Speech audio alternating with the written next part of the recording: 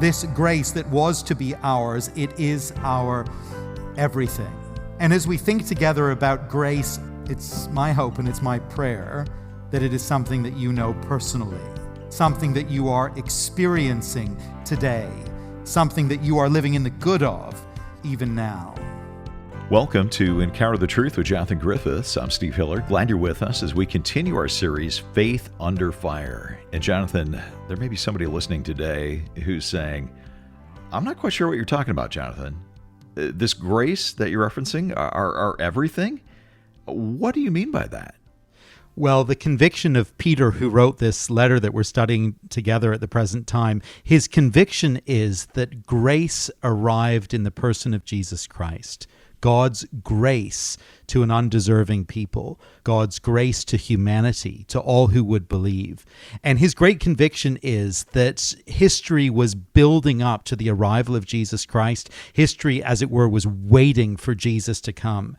And for those of us who live now on the other side of the arrival of Jesus and who have heard his message and received his salvation, we are incredibly privileged people because grace has come to us.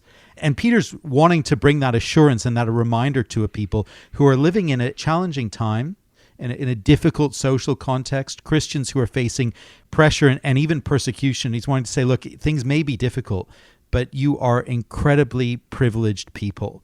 And I think that's a message that you and I need to hear today.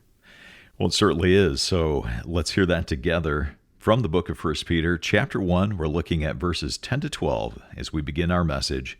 An incredible privilege. Here is Jonathan. I don't know what you think, but I tend to think that it is all too easy for us to view ourselves today as a kind of forgotten generation of Christian believers. A generation that kind of drew the short straw, that lost out on the good times, that ended up with a little bit of a bad deal. You know, overall, the church looks like it is in some degree of decline in the West. Opposition, as we know, is on the rise. Believers feel pushed to the margins, sometimes excluded, often disliked. We've seen that the call for tolerance of all things in recent years has quickly morphed into an intolerance of biblical teaching and of Christian people. And amidst these changes, we find ourselves musing that the old days were surely better, that we were born in the wrong era, that we missed the good days and we lack the privileges that former generations of Christians enjoyed. And quickly, as we reflect upon these things, feelings of self-pity quickly creep in. The believers to whom Peter was writing might have felt something similar.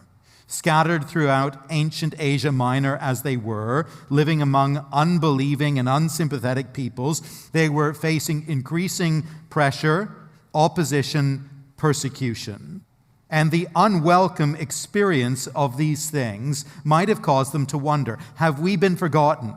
Have we been abandoned? Are we the generation overlooked by the Lord, unseen by his eye, unguarded by his hand?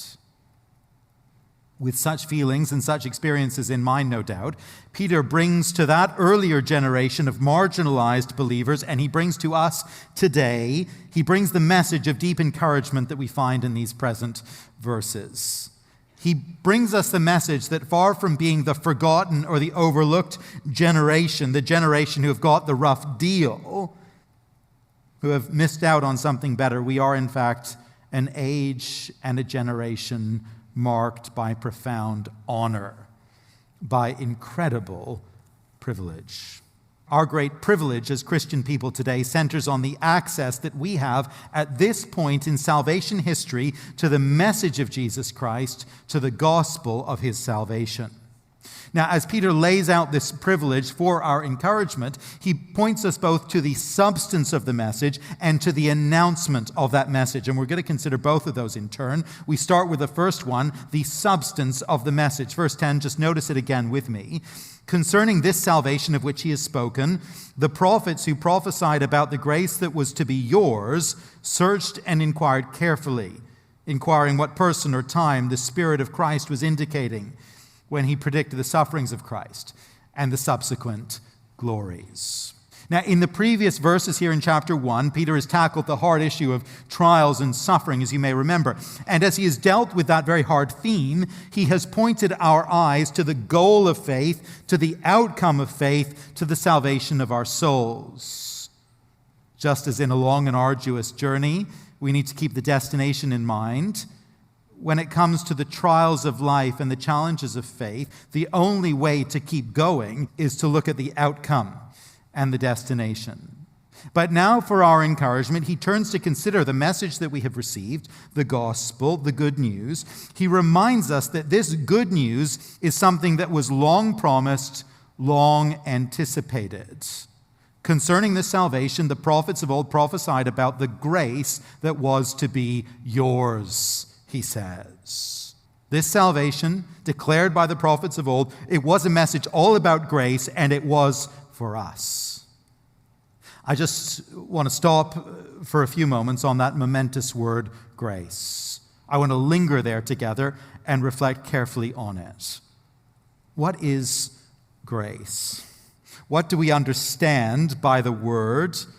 What does it mean? Well, it refers, of course, to something that is freely given, something given without any deserving on the part of the recipient, something given not on the basis of merit. And, of course, the something in view here, the thing given, it is salvation itself. Our salvation is something profoundly of grace. Grace that was to be ours. Grace that has been given to us and revealed to us. It is something we could never earn, never deserve. It is nothing we could merit on our own. It is simply grace. And notice that Peter is telling us that this grace was something that was stored up for us, kept for us, ready to be given to us in our age, in our era. It is the grace, verse 10, that was to be yours. Now, as we hear Peter say that this grace was stored up for us and kept for us, kept aside for us in some respect, we might want to ask, what about the people of Israel? What about God's chosen nation? What about them and the generations that came before? Did they not have grace? Were they not recipients of grace? Was this grace not theirs too? I don't know if you've ever considered that question before. It's an interesting and an important one, I think. We need to give consideration to that question in the wider context of biblical teaching on this theme, of course. My mind moves naturally to the opening verses of John's gospel, where John just delights in the fact, you may remember, that Jesus brings us grace in a way that we had not known before. John chapter 1 and verse 14, and the Word, that is Jesus, this is familiar, he became flesh and dwelt among us, and we have seen his glory, glory as of the only Son from the Father, full of grace and truth. For from his fullness we have all received grace upon grace. For the law, says John, was given through Moses. Grace and truth came through Jesus Christ. The law, it came through Moses. Grace and truth through Jesus. There is a real sense in which the era of the Old Testament was the era of law, and ours is the era of grace. The coming of Jesus meant the giving of grace, the outpouring of grace, and we are immensely, wonderfully privileged to live in this era. Now, it's very important for us to know in the midst of this conversation that no one was ever saved from sin by law keeping. No one is going to be in heaven because they kept the law of God especially well. It wasn't the case that people used to earn their salvation, but now we receive it as a gift. That's not the point. That's not what's being said here. God's dealings with his people have always been ultimately on the basis of grace. He has always been the God of kindness, of generosity, of mercy, and of hope. But he did require his Old Testament people to live within this framework of law that involved rite and ritual and dietary regulation and so much more. And these laws, among other things, they serve to show the people in practical terms and in vivid ways how very high are the standards of the holiness of God, how perfect is his perfection, and how much they, as his flawed people, needed grace and needed mercy, how much they needed a salvation that only he could give. And for his Old Testament people who trusted in his promises, who believed his word, who waited for his salvation, their forgiveness was based not upon law keeping of their own, but on the sacrifice of Jesus Christ, which was yet to come. Old Testament believers would only be forgiven, would only be found in heaven because of the sacrifice of the promised one. The cross of Jesus Christ, if you would just picture the shape of the cross in your mind's eye, the cross, it points backwards. And as it points backward, it pays for the former sins of the believing people of God. But the cross is also planted firmly in the present, and it covers present sin. And at the same time, it points forward, and it covers sins yet to be forgiven. See, the Old Testament people of God, living under the law but trusting in the promises of God, they were recipients of grace. But here is the thing, they didn't see and they didn't know how. They trusted in the promises. They were in a place of waiting, but it was anticipatory. They didn't see the full picture. They didn't see the ultimate solution to the problem of sin. They had the law, which highlighted the problem of sin and the holiness of God, but they didn't see the outworking of the solution. They didn't have that experience of the grace of God in Jesus Christ. You're listening to Encounter the Truth with Jonathan Griffiths and a message entitled An Incredible Privilege. It is part of our series Faith Under Fire, and while we're going to pause right here for just a moment, we'll get back to the message, so I hope you'll stay with us. Have you ever wondered what proof there is that Jesus of Nazareth really lived and that he really is the Son of God? Lee Strobel wondered about that. He was a former legal editor of the Chicago Tribune and the New York Times. He was a best-selling author as well. And in his book, The Case for Christ, he really retraces his own spiritual journey from atheism to faith and builds this captivating case for Christ's divinity. We'd love to send you a copy of this book as our way of saying thank you for supporting Encounter the Truth this month. You can find out more or give online at encounterthetruth.org or call us at 1-833-99-TRUTH.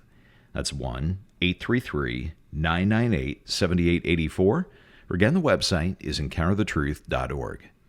Back to the message. Here is Jonathan. It's a wonderful thing, isn't it, to live on the other side, on the far side of the solution to a great problem. You can think of any number of breakthroughs in history and technology and medicine and other realms. Think of the discovery of electricity or of penicillin. The solution to the need, to the problem, when it comes, it changes the world. One of the great breakthroughs of the modern era in large cities is the development of mass transit systems. Some of them work a little better than others, of course. I was learning recently about the history of this in the city of Boston. Boston had the first subway in America, you may know, opening its first line in 1897. Now, leading up to this time, the city was suffering terrible gridlock, with carriages just clogging the main roads and turning the main roads of downtown Boston into parking lots, with people actually regularly being injured and killed by falling under carriages and trams. Various approaches were taken to address the problem, but a few visionaries really believed in electric locomotives and saw that the only way ultimately was underground. Skepticism was huge, opposition was rife, but then the subway opened. And on the first day, 100,000 people rode the new line, and the city was at once transformed, and America never looked back. As in so many transformative developments, breakthroughs, there is a decisive intervention that changes everything. But you can't see it. You don't know the solution until it has come. And then once it has come, there's no looking back. The people of Israel, the Old Testament people of God, knew that they had a deep problem with sin. The law highlighted that problem daily for them, and their conscience, of course, confirmed it all the time. They understood that God had promised a solution and would provide for them, but they didn't have the full picture. They didn't see the outworking of these things. They lived in the era of anticipation, but not the era of transformative reality. You see, for grace to be revealed, Jesus Christ had to come. That's what Peter emphasizes. For the Old Testament prophets, this was a promise and an expectation, but it was not yet. The prophets who prophesied about the grace that was to be yours, says Peter, searched and inquired carefully, inquiring what person or time the Spirit of Christ in them was indicating when he predicted the sufferings of Christ and the subsequent glories. The basic fact, known to most of us so well, is that our sin, our wrongdoing, our law-breaking, it is the great barrier between us and God. It is the great problem at the very core of our lives. It is the crisis that hangs over our death and over our eternity. We have done that which is wrong. We have offended the God who made us. We have earned his judgment. We are deserving of hell. And the debt of sin, it is simply more than you and I can pay. I don't know if you've ever been in a situation where you've received a bill which you are simply unable to pay. You know, the bank balance is near zero. The savings account is empty. There's nowhere else to go. I guess some among us, some listening, will have faced bankruptcy actually square in the face at some point in time. It's an awful thing. Whatever you do, whatever you sell, whatever you liquidate, whatever arrangement you can make with the bank, you cannot pay, and you are now out of options. The Bible tells us that in spiritual terms, you and I, we were bankrupt, helpless, and hopeless. Throughout the Old Testament, God indicated that there were grounds for hope. He gave promises and symbols of that hope, not least through the sacrifices given at the temple. These illustrated the key principle that God would accept the death of a substitute, the death of another, to pay the price of sin. But until Jesus came, and until Jesus lived, and until Jesus died, and on the cross paid the price of our sin, and then rose again in glory, confirming the effectiveness of that sacrifice, until his sufferings and subsequent glories, as Peter puts it in verse 11, you and I, we couldn't see and we couldn't experience grace. In that sense, God's grace was stored up for our generation. It was promised, it was prepared, but the grace of God, it actually came to us in Jesus Christ. And now in our age, in our generation, in the church's age, we have seen it because we have seen him. And so for us, grace, it's not just a promise. Forgiveness, it's not just a hope. Acceptance before the Father, cleansing, healing, wholeness of heart, these things are a reality in Jesus Christ who came. You and I, we have the privilege of looking back in space and time and history, and we see the Son of God dying in our place upon a cross, dying for our sin, taking the wrath that is our due, purchasing our forgiveness before the Father. And if we belong to him by faith, these things are now our possession. We have them. We know them experientially, and they are ours by faith.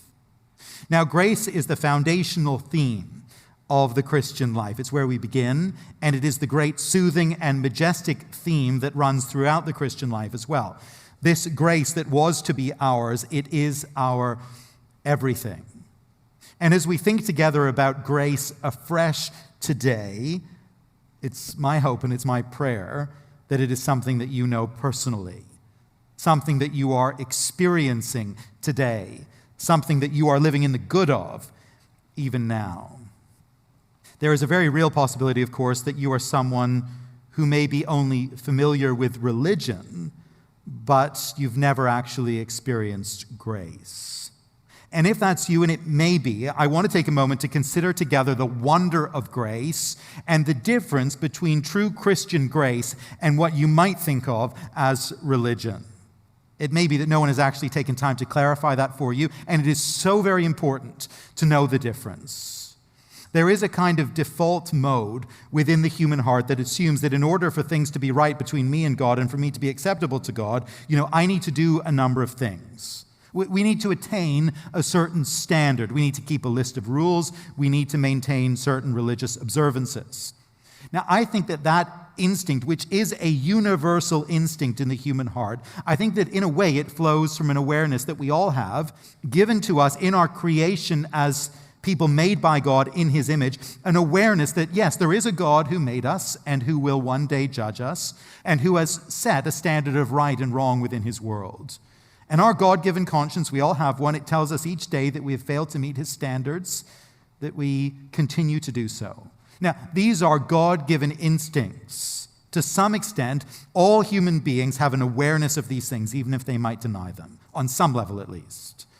And having this basic sense of the existence of God, of our own accountability to him, of our personal guilt, we just assume that in order for everything to be okay in the end, we need to do more and we've got to try harder. And various versions of human religion, including skewed versions of Christianity, step into that gap and provide a series of ready-made rules and regulations, rites and rituals which promise to bring you to God if you will but do them. Now, the Bible is crystal clear that we as human people, fallen in sin, can never actually do enough to wipe away that sin and to make ourselves acceptable to the God of heaven. It's a hopeless exercise. His standard is perfection. We will never meet it. And his penalty for sin, it is death. There's no way that any of us can pay that penalty except through dying ourselves. And so the whole exercise is ultimately hopeless. The promise of rules-based religion is always empty. In fact, it is a kind of slavery. Do more, but never gain freedom. That's the empty promise of religion, of rule, of rite, of ritual. Now, in utter contrast to that, the message of Jesus Christ, true gospel Christianity, it is grounded in grace. And grace is utterly unlike what I have just described. See, grace, it recognizes the problem of sin, the moral failure of humanity, the holy standard of God, the reality of accountability and of judgment. Grace takes all of that into account, but in the wisdom and kindness of God, it finds a way through. You see, in grace, Jesus Christ came into this world and kept perfectly the holy standards of God. He never sinned, he never slipped up, he never failed. And with his perfect record perfectly intact, he went to the place of judgment for us as our substitute. He died the death that we deserve, bearing the punishment for our sin, and at the cross, a great exchange took place. Jesus took on my sin and yours, and he gave to us his perfect record of righteousness, of holiness, of obedience. And so now forgiveness from sin, freedom from guilt, the hope of heaven, these are given to us as gifts of grace as we trust in him. It's grace, full, free, unbound, unlimited grace for all who believe. We don't earn it, we never could. We don't pay for it, we would never have the resources. We don't work for it because the work has already been done. It is a gift given simply because of the kindness of the giver. Maybe you have never received that gift, but as you're listening to Jonathan's teaching today, you've come to the point where you realize you'd like to, but you've got some questions about that. I hope you'll contact us here at Encounter the Truth. Talk to one of our staff members. Our toll-free number is 1-833-99-TRUTH. That's 1-833-998-7884. And if you want to go back and listen to this broadcast again, you can do that by visiting our website. Just come to encounterthetruth.org.